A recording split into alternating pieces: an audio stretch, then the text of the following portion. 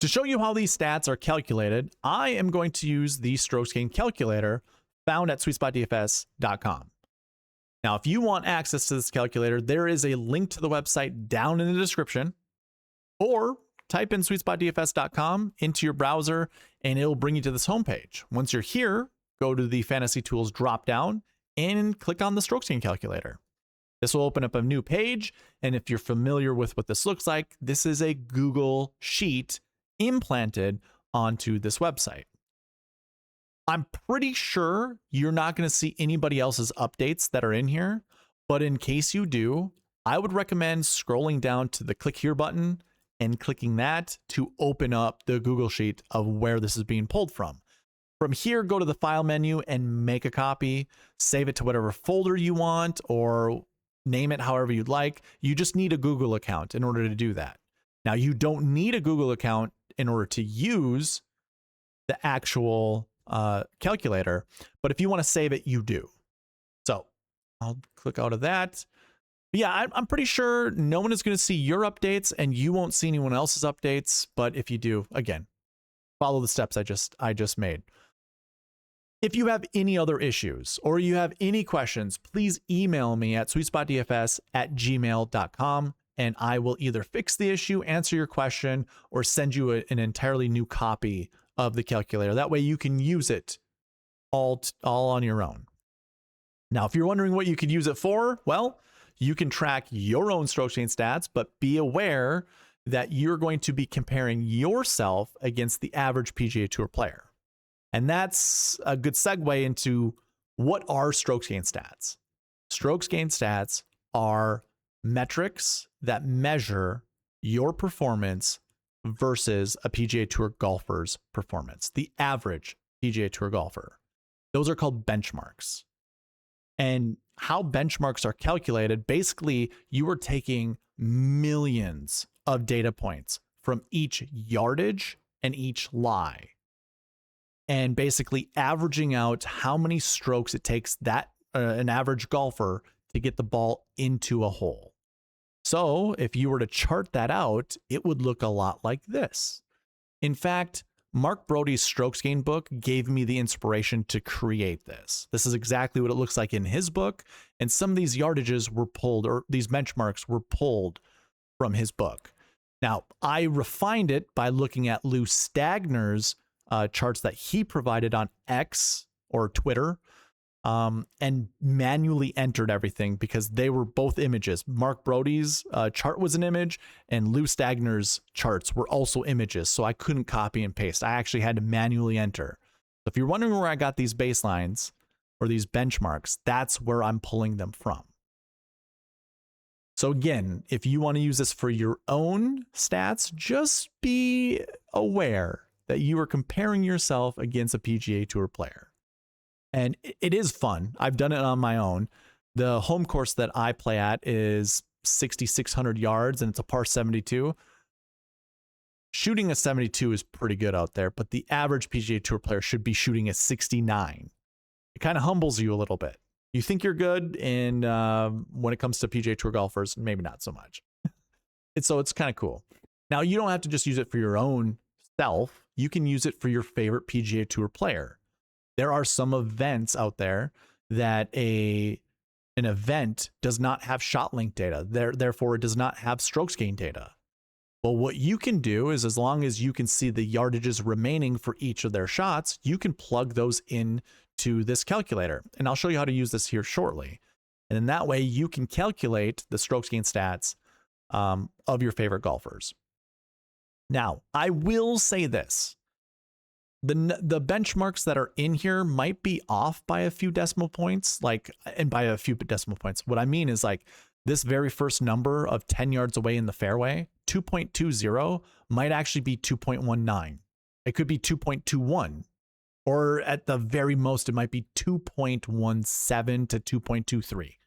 So I'll say there's a 0.06, maybe there's a 0.06 discrepancy. That is not enough to even worry about. The stats you see here are pretty darn close. And as I've watched PGA Tour players, I've plugged their numbers in and compared them to the PGA Tour website. and they're almost dead on. So you can use this calculator very accurately.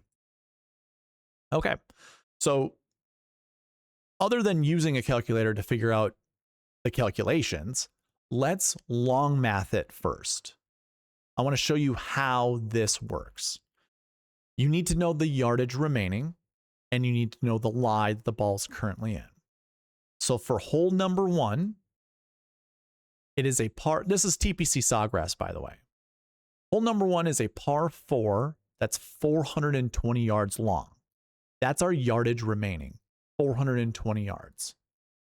So the very first thing that we would do is we would go look for the baseline of what 420 yards away from the hole on the tee box would look like. So we find our yardage remaining under column B. We cross-reference that to wherever we find 420. And from the tee box, we get 4.02. That is the expected strokes it should take an average PGA Tour golfer to get the ball into the hole. So the very first number we need is 4.02. So I'm going to go ahead and copy this, and I'm just going to paste it right here. Just trying to do this visually for you guys to make it easy to track. So let's say we hit a golf ball, or we hit this tee shot, or our PGA Tour player hits the tee shot. We immediately subtract the number 1 because that's one shot. We have taken one shot so far. And then from there, we determine where the ball ended up. So if we left it 120 yards away, or our favorite golfer left it 120 yards away in the middle of the fairway, their new baseline is 2.85. So you would go ahead and enter that right here. This is the new baseline, 2.85. And so this very first number, we subtract 1, and then we subtract the new baseline.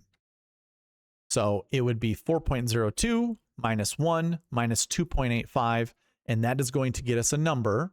Now, here's the easy thing to do.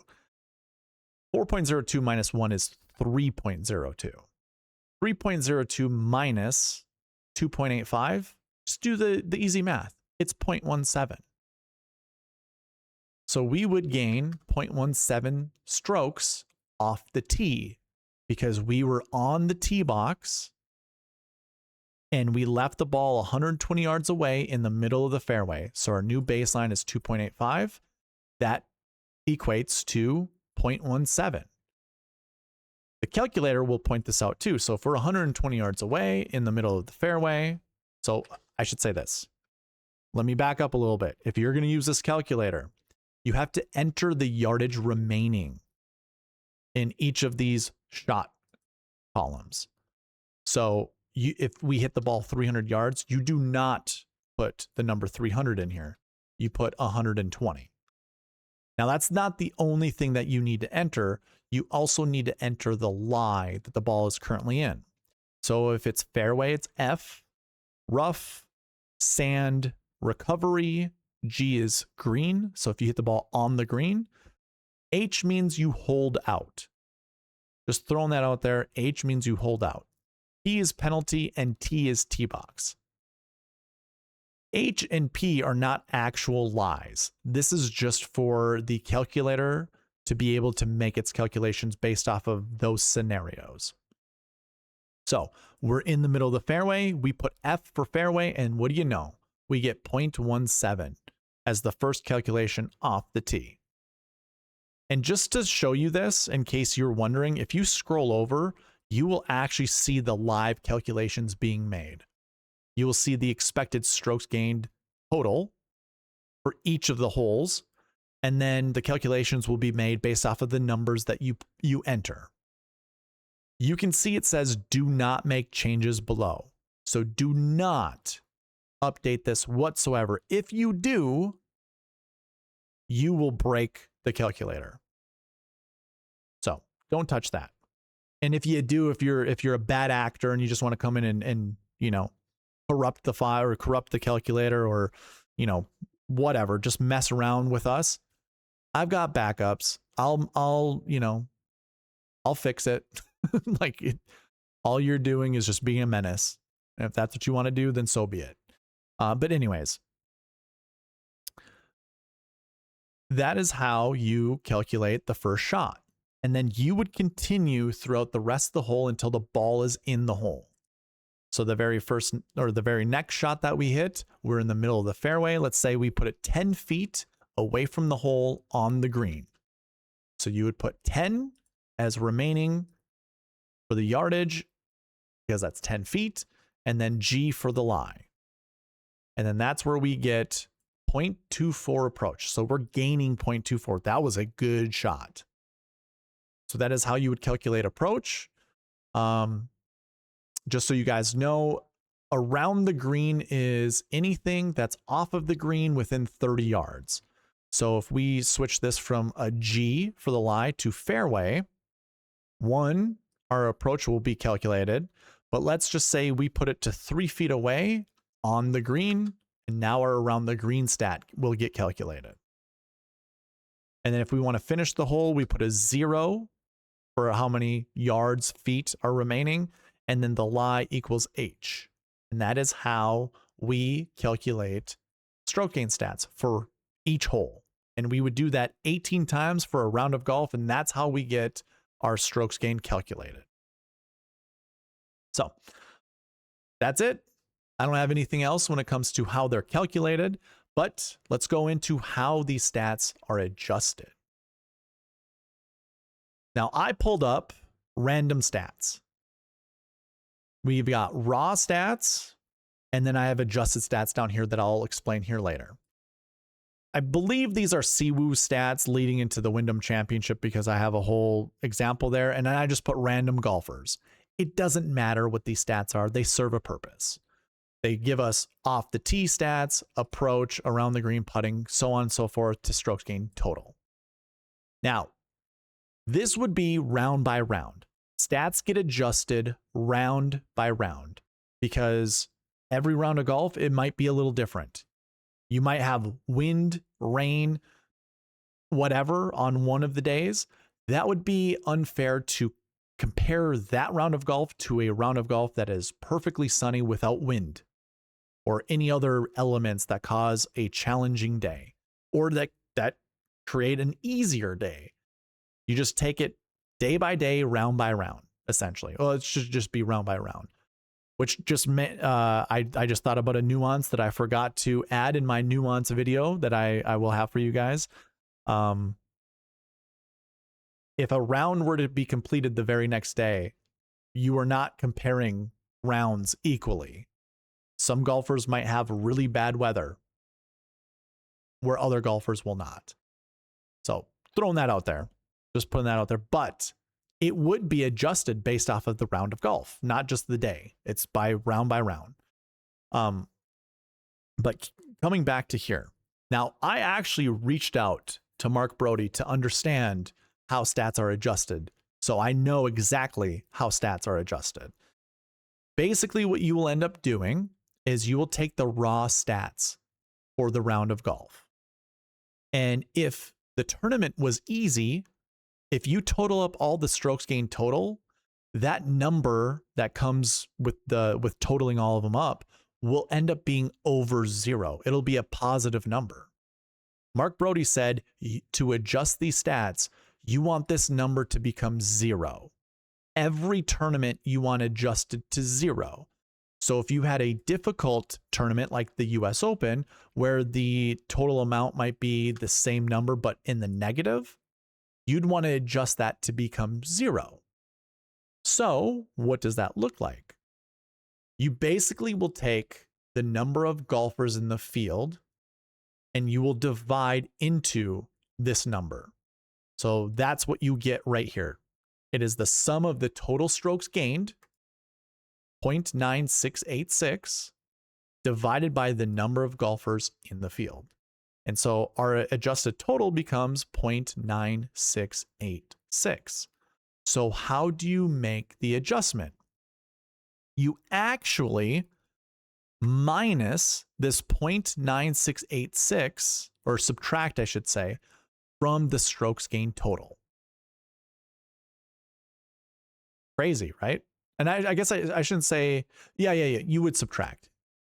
I was just thinking if you subtract a number to a negative number, it would be a positive, or it move closer to positive, but it doesn't.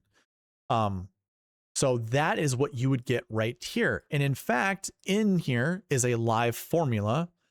I don't know if you can see it, but I'll try to highlight it for you guys. It says sum of J3 minus L16. Well, J3 is right here, and L16 is right here. So we are we're subtracting this number from that number to get 1.397. And we do that for each of these stats here. And what do you know? If we equal all of these up, it equals 0. Or if we add all of these up, if we add all these up, they equal 0. That's how you adjust the stats. From there, you need to then figure out what the adjustments are for the 4 main strokes gained categories: off the tee, approach, putting, and around the green. You need to calculate the adjustments there. You would think you do it shot by shot, right? Some shots are harder than others, so you should equally, or you should fairly judge those shots based off of how difficult they are, right? Nope, that's not it. That's not how you do it. Instead, you take this number right here and you divide by 4. That's it. That's it. That's simply put. That's how you adjust these stats. You take this adjusted total, which again, we figured out by the total number of strokes gained, divided by the number of golfers in the field, subtract by their strokes. Well, that's the number, that how you get here. I'm sorry, I was going a bit too far. That's how you get that number. Take the total amount of strokes gained total, divide by the number of golfers in the field, and then you divide by 4. So 0.9686 divided by 4 equals 0.24215. And then you subtract, the whatever stat that you're looking at by that individual adjustment. That is how you get the strokes gained adjustments for each stat category. So again, there is a live formula in here. I will highlight it again for you. That says the sum of E3. You can actually see that they're highlighted on here. So the strokes gained off the tee minus or subtract by the individual adjustment, and we get our new total. Here's where it gets a little weird. This particular example, Nico Echeverria did not have an around the green measurement recorded because he didn't have a shot that qualified as an around the green shot. So you would think that that stat does not get adjusted, right? Wrong. It does get adjusted because all stats get equally adjusted by this individual adjustment. So Nico, despite not hitting an around the green shot, lost 0.242 strokes around the green. This can apply to any hole that a golfer does not hit a particular shot. If that day was an easy round of golf, their strokes are going, or their shots, their metrics are going to get negatively adjusted because of how easy it was. And just to come back to that point, they do that to make everything fair. If the tournament is a tough tournament, it should be reflected that the golfers played on it, or that played in it, aren't going to get their stats, negatively impacted, because each one of them obviously didn't do well because the strokes gained total would have been so far in the negative if it was a tough golf course. That's what I'm trying to get at. If it was a tough golf course, that wouldn't be fair to judge that tough round of golf versus something at a resort style golf course where it's really easy to score. When people are shooting 61, 62, 63, if the low round of the day is a 71 on a par 72, that's not fair to compare those two tournaments or those rounds of golf equally. It's not fair.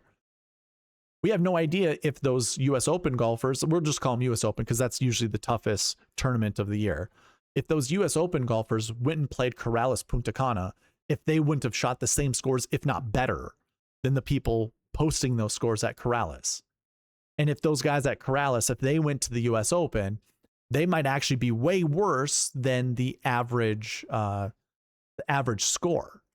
How do you compare them equally? You can't. You have to make these adjustments.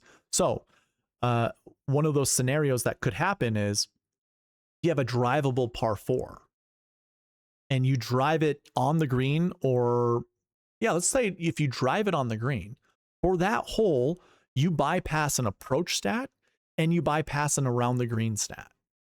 You just have off the tee and putting. Those are the only two stats that you would record, that you would have as a metric to record.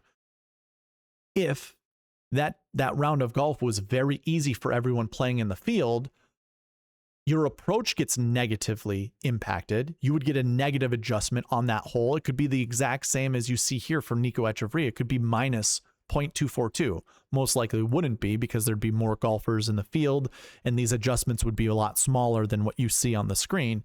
But if approach was such a huge stat for you to analyze and try to find your winners, whether it comes to golf betting or it comes to DFS, and you didn't know that this is how these stats are adjusted, and some golfers had really bad approach stats, could it be because they're just bombers and hit their ball within the off the tee or hit it within the around the green circle?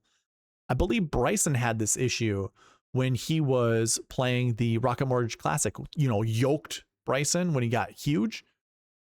He kind of broke the approach stats because they weren't ready for that. Actually, I don't even remember how it broke, but I do remember that there was an issue with approach.